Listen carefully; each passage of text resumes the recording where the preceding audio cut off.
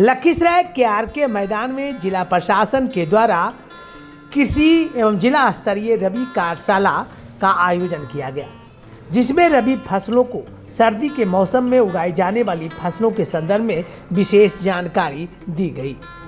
इस कार्यशाला एवं प्रशिक्षण कार्यक्रम में लखीसराय के डीएम मिथिलेश मिश्र, एडीएम सुधांशु शेखर सहित अन्य पदाधिकारी मौजूद रहे। किसानों को ये जानकारी दी गई कि इन फसलों को सर्दियों में क्यों उगाया जाता है।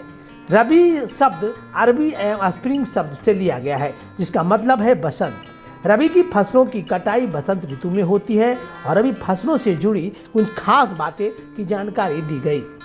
रबी की फसलों को अक्टूबर से दिसंबर महीनों में बोए जाने की प्रक्रिया होती है। इनकी कटाई अप्रैल और जून महीनों में होती है। रबी की फसलों को कम तापमान और खुश्क वातावरण की जरूरत होती है। इन फसलों को ज़्यादा पानी की जरूरत नहीं होती है। रबी की फसलें गेहूं, जौ, मटर, चना, सरसों, अलसी, तिलहन आदि है। इन तमाम फसलों को विशेष रूप से जानकारी देने के लिए सुनते हैं क्या कहते हैं लखीसराय के डीएम मिथिलेश मिश्र।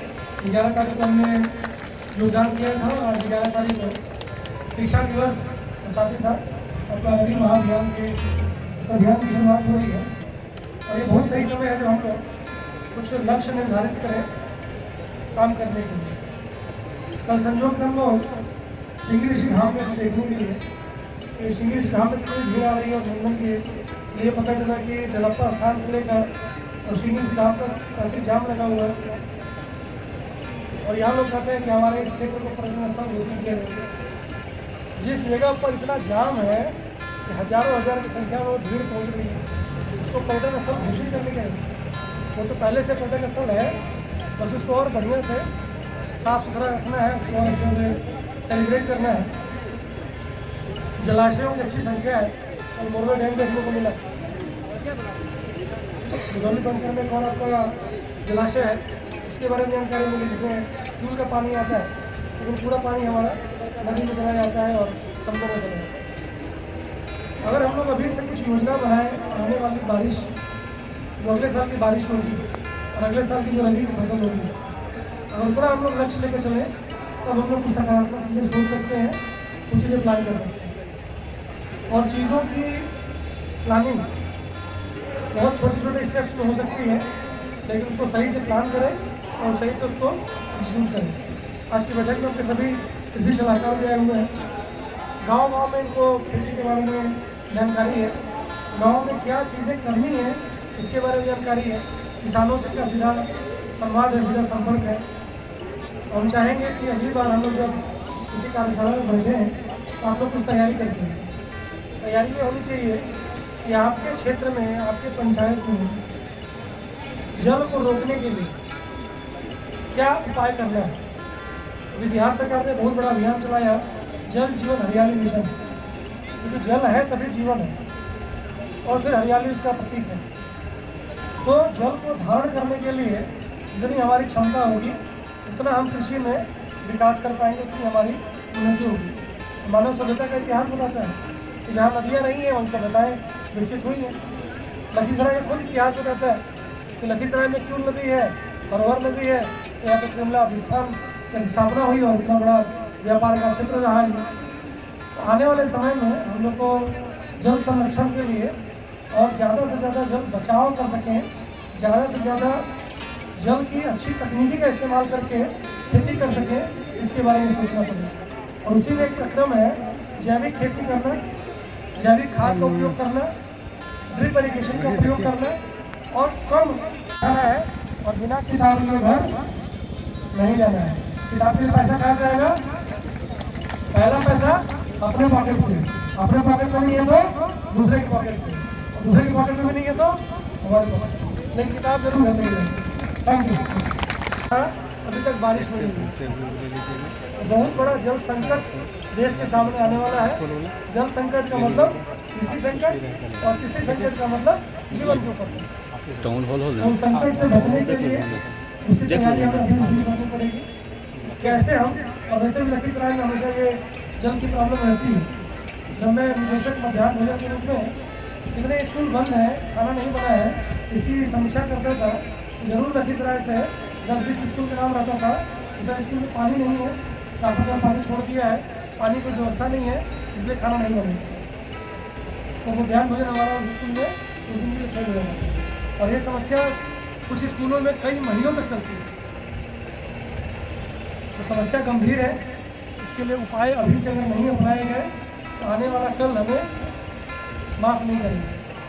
तो सभी कृषि पदाधिकारी से, सभी सलाहकार से मेरा अनुरोध होगा कि अगली बार हम जब यहाँ किसी कर्मशाला में बैठेंगे, और मैं सबसे वन टू वन बात भी करूँगा, आपके क्षेत्र में, आपके पंचायत में लक्ष्य के अनुसार क्या हम कर सकते हैं, जल संचय को कैसे हम बढ़ावा दे सकते हैं, इसके लिए हमें कार्य योजना बनानी पड़ेगी। और इसके लिए हमें ऐसी आदतें अपनानी पड़ेंगी कि जिससे जैविकता को बढ़ावा मिले। जैसे हम लोग यहाँ नकली फूल लगाकर सजाते हैं, तो कृपया नकली फूल न लगाइए, जब लगाना है तो असली फूल लगाइए, ताकि जो फूल का कारोबार करता है उसका भी रोजगार बढ़े। और कृपया आगे से ध्यान रहे, आप तो बुके आप प्रयोग नहीं किए हैं, बुके का प्रयोग ना करिए। बुके की जगह आप पीपल का पेड़ है, आम का पेड़ है, नीम का पेड़ है, संकेत के रूप में, स्वागत के रूप में कृपया वही दीजिए, वही अच्छा रहेगा। आज मैं आप सबसे अनुरोध करना चाहूँगा कि यहाँ हम लोग जो एकत्रित हुए हैं, हम लोग यहाँ जो एकत्रित हुए हैं, 4 काम यहाँ हम लोग कर लेना है। पहला काम तो आपके विभाग का है और दूसरा काम शिक्षा विभाग का है। पहला काम ये करना है कि जितने स्टॉल लगे हैं उस स्टॉल का बढ़िया से दर्शन कर लेना है, उस स्टॉल को बढ़िया समझ लेना है, ठीक है।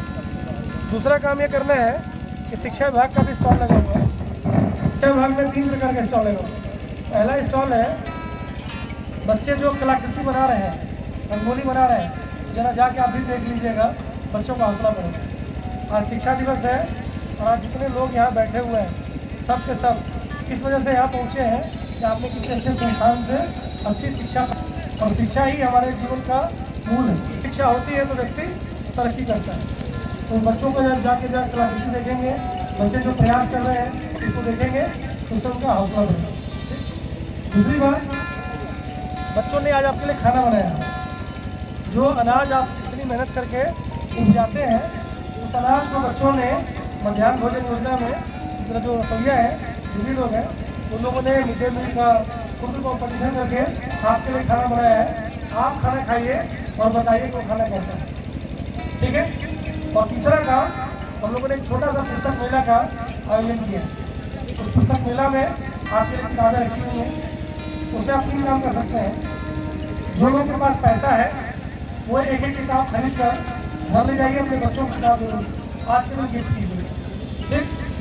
जिसके पास पैसा नहीं है वो अपने किसी दोस्त मित्र से उधार मांग लेंगे। जिसके पास पैसा है वो खुद खरीदेंगे, जिसके पास पैसा नहीं है वो दोस्त से उधार मांग लेंगे, और जिसके पास दोस्त भी उधार देने के लिए नहीं है वो हमसे पैसा ले लेंगे। हम आपको किताबें देंगे। एक भी व्यक्ति बिना किताब के घर नहीं जाएगा, एक भी व्यक्ति बिना खाना खाए घर नहीं जाएगा, और बिना अपना स्टॉल लेके घर नहीं जाएगा। आप मेला में आए हैं, महोत्सव में आए हैं, खाली हाथ कैसे जाएंगे? इस मेला में हम आपको समोसा और पानी पूरी नहीं खिलाएंगे। इस मेला में आपको हम मिड डे मील का बना हुआ खाना खिलाएंगे, और इस मेला में खिलौना के रूप में, मेला से गिफ्ट के रूप में आपको किताबें नहीं मिलेंगी। जितने व्यक्ति हैं घर जाते समय जरूर एक किताब लेके जाइए, और अपने जीवन में उस चीज़ का प्रयास कीजिए कैसे हम जैविक चीज़ों की तरफ जाएँ। अभी छठ पूजा के समय पूरे शहर को देखने का मौका मिला, ग्रामीण क्षेत्र में जाने का मौका मिला, हर जगह काला पॉलिथीन का प्रयोग हम लोग इतना बढ़ा दिया है, वो पॉलिथीन आप धरती की सांस में करना है। इसलिए बहुत ज़रूरी है कि हम लोग पॉलिथीन का मिनिमाइज करें, जहाँ जरूरत है वहाँ प्रयोग ना करें। कपड़े के थैले का प्रयोग करें, कागज़ के थैले का प्रयोग करें, अखबार का प्रयोग करें, और प्लास्टिक के फूल और प्लास्टिक की चीज़ों का इस्तेमाल बंद करें। ज़्यादा डिमांड करेंगे ज़्यादा सप्लाई होगी, कम डिमांड करेंगे कम सप्लाई होगी। बहुत बेसिक चीज़ है, तो जरूर इन सब चीज़ों को ध्यान दें। जीवन में जैविकता को, जीवन में नेचुरल चीज़ों को हम लोग बढ़ावा दें। और आज के दिन आप सब लोग इस महोत्सव में शामिल हुए हैं, आप सबको बहुत बहुत बधाई। अगली बार जब हम लोग कार्यक्रम में बैठेंगे तो हम लोग क्षेत्रवार, आपकी पंचायत वाइज क्या क्या समस्या है और क्या क्या समाधान हो सकता है, उसके लिए कहाँ से फंड आएगा, तो मेरी जिम्मेदारी है। तो प्रॉब्लम बताना आपका काम, और जो अगली बार बैठेंगे तो पंचायत वाइज और अभी हम लोगों ने एक सेवा संवाद शुरू किया है। पहली बार हम लोगों ने मणिपुर में सेवा संवाद किया। 15 तारीख को धरती आबा बिरसा मुंडा जी की 150वीं जन्म जयंती है। उस अवसर पर हम लोग एक गांव में राजघाट कोल में बिजौली मंदिर में सेवा संवाद कर रहे हैं। वहाँ भी सब लोग एकत्रित होंगे और धीरे धीरे ये समय मिलने के ऊपर है कि कम से कम हर महीने में एक बार या 2 बार किसी पंचायत को हम लोग शनिवार के दिन सेवा संवाद करेंगे और पब्लिक से गांव में जाकर उनकी समस्याएं पूछेंगे। जो भी उपाय है, जो भी विभागीय योजना है, उसको हम लोग गाँव में लागू करेंगे ताकि लोगों को घर बैठे प्रशासन के द्वार पहुँचे और उनको राहत मिल सके। इसमें आप लोग सब बढ़ चढ़ के हिस्सा लीजिए, सब भाग लीजिए। आज 11, 12, 13 3 दिनों का हम लोगों ने शिक्षा दिवस का अभियान रखा है। इसके बाद 14, 15, 16 3 दिनों का बाल दिवस के अवसर पर फिल्म फेस्टिवल का आयोजन किया है। इसमें अपने बच्चों को भेजिए, बच्चे फिल्में देखेंगे, बच्चे कुछ संस्कार की चीज़ें सीखेंगे और बच्चे आगे बढ़ेंगे। अभी हम लोगों ने जो कार्यक्रम कब रखा है उसके बारे में आपको बता देता हूँ। हो सकता है कि आपकी जानकारी में कुछ ऐसे बच्चे हों जिनको आप मदद कर सकते हैं। 15 साल से लेकर 29 साल तक के बच्चों के लिए प्रतियोगिता है। उस प्रतियोगिता में उनको 4 चीज़ें करनी है। पहला, विज्ञान का कोई प्रोजेक्ट बना सकते हैं, विज्ञान का कोई प्रोजेक्ट दिखा सकते हैं। दूसरा, हैंडीक्राफ्ट के लिए उनको 2 घंटे का समय मिलेगा। कोई भी रॉ मटेरियल वो लेकर आएंगे, जैसे लकड़ी हो सकता है, कागज़ हो सकता है, भूसा हो सकता है, कुछ भी वो अपने साथ लेकर आएंगे और 2 घंटे के भीतर उनको बनाकर या तो कोई उपयोगी सामान दिखाए या तो कोई सजावटी सामान बनाए। या तो उपयोगी सामान हो सकता है या सजावटी सामान हो सकता है। तो एक तो हैंडीक्राफ्ट की प्रतियोगिता हो गई। दूसरा, एक टेक्सटाइल की प्रतियोगिता है। बच्चे अपने साथ कपड़ा लेकर आएंगे, कैंची, सुई, धागा, बटन कुछ भी लेकर आए और 2 घंटे के भीतर उस टेक्सटाइल से, उस कपड़े से या तो कोई उपयोगी सामान बनाए या तो कोई सजावटी सामान बनाए।